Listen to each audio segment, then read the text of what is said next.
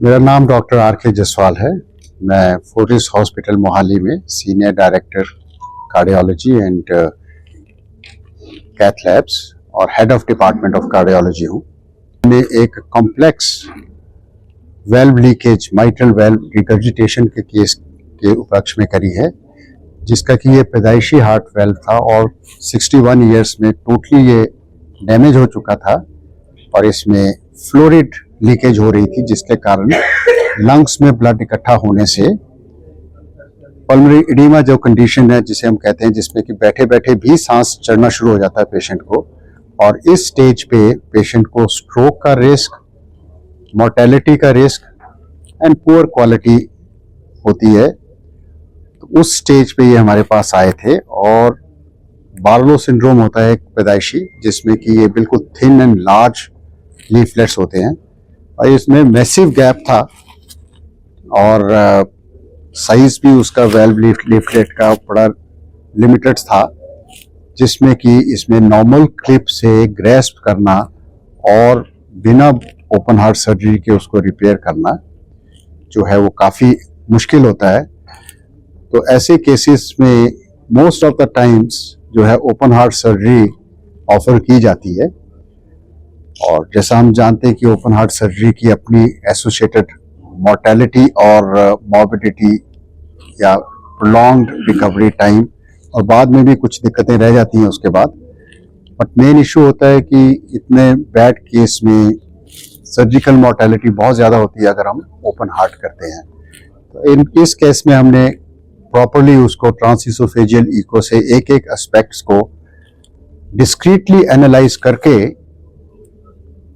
हमने अच्छे से प्लान करके प्रोसीजर दो लार्जेस्ट क्लिप्स जिनकी विड्थ भी मैक्सिमम थी और लंबाई भी मैक्सिमम थी, दो लार्ज क्लिप्स से अंडर ट्रांसइसोफेजियल इको गाइडेंस हर स्टेप को क्रॉस चेक करके कि प्रॉपर ग्रेस्प कर रहा है क्लिप, उससे कितना लीकेज में फर्क पड़ रहा है। तो हर स्टेप को बड़ा मेटिकुलसली और डिस्क्रीटली प्लान करके और अंडर व्यू ऑफ ट्रांसइसोफेजियल इको इसको हमने इम्प्लीमेंट किया। और ये पेशेंट जो कि क्लास 3 to 4 सिम्टम्स में था, यानी बैठे बैठे भी सांस वाली दिक्कत थी, वो पेशेंट हम 3 दिन में डिस्चार्ज कर पाए हैं और अब लगभग 30 डेज का फॉलोअप है।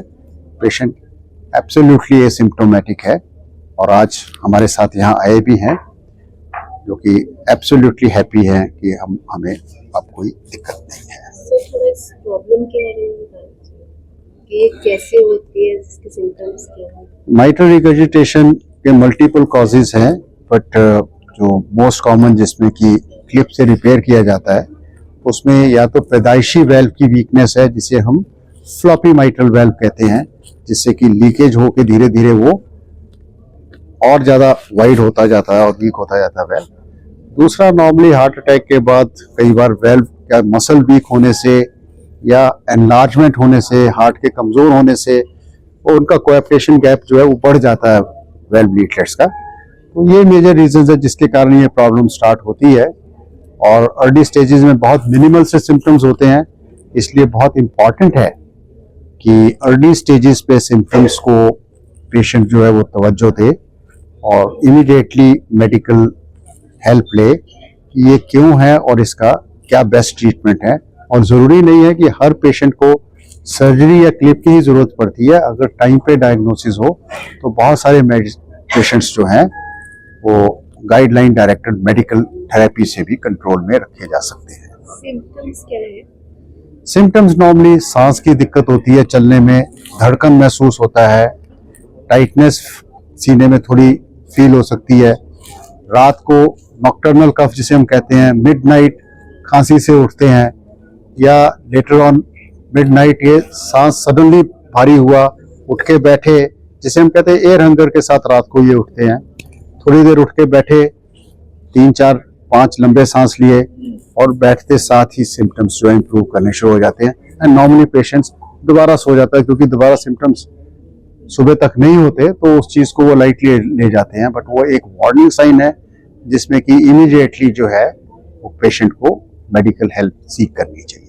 इसके सिम्टम्स क्या अचानक आते हैं या नहीं, जैसे मैंने बताया सिम्टम्स ग्रेजुअली करते हैं इंक्रीज, और मोस्ट ऑफ द टाइम्स जो अगर कंजेनिटल डिफेक्ट ज़्यादा हो तो मिडल लाइफ में प्रेजेंट करता है, नॉर्मली 30s में 40s में।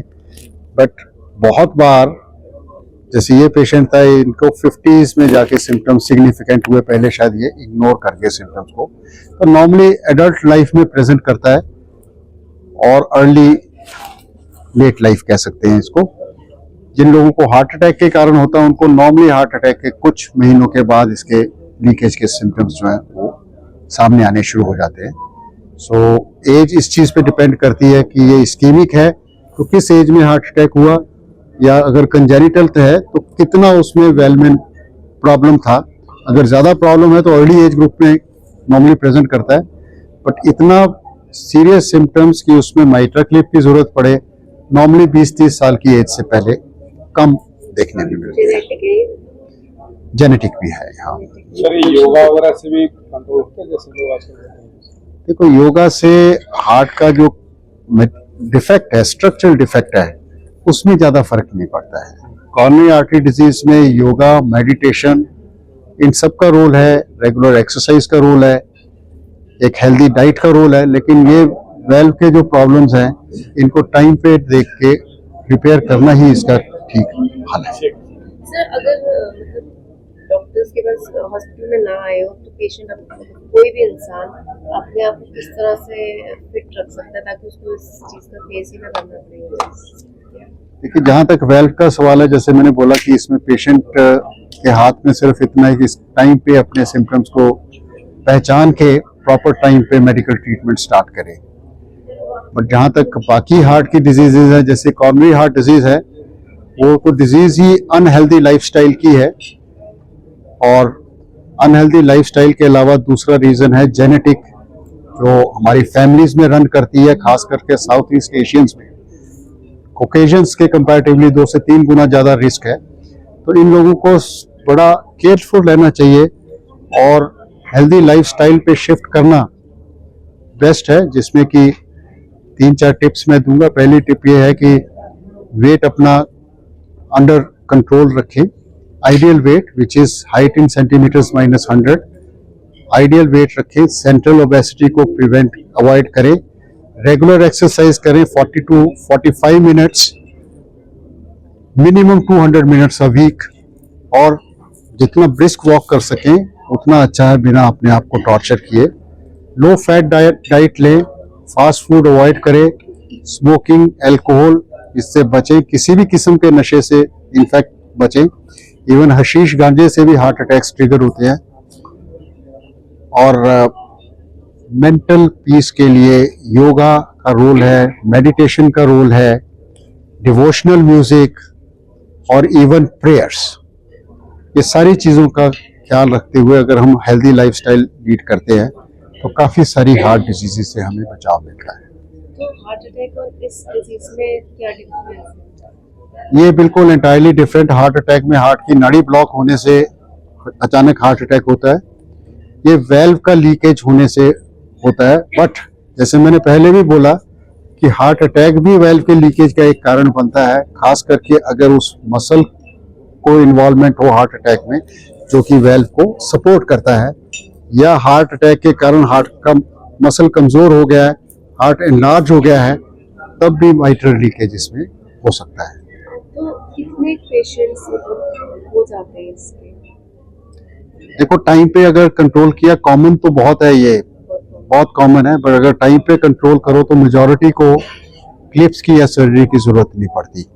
बट फिर भी ये कह सकते हैं हम कि लगभग 5 से 10% हार्ट के पेशेंट ऐसे हैं जो माइट्रल रिगर्जिटेशन के कारण बहुत poor quality of life lead कर रहे हैं और बिना मतलब के लाइफ लूज कर रहे हैं because of no awareness about this disease की ये भी एक बीमारी है।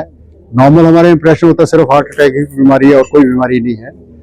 तो जब भी कोई इससे, जैसे मैंने आज सिम्टम्स बताए हैं, इनसे मिलते जुलते कोई सिम्टम्स अगर किसी पेशेंट को हो तो वो अपना एक डिटेल्ड इवेल्युएशन कराए, ये हमारी सलाह है। नॉर्मली आपका कहने का मतलब है कि जिसके सिम्टम्स नजर आते हैं वो बहुत लेटेस्ट स्टेज में यस, लेट प्रेजेंटेशन होती है। जब तक क्लास 3-4 सिम्टम्स नहीं आते या मेजर लीकेज वेल्व की या रुकावट नहीं होती, तब तक पेशेंट जो है उसको पहचानने में नाकाम रहता है, बिकॉज इसके सिम्टम्स धीरे धीरे बढ़ते हैं।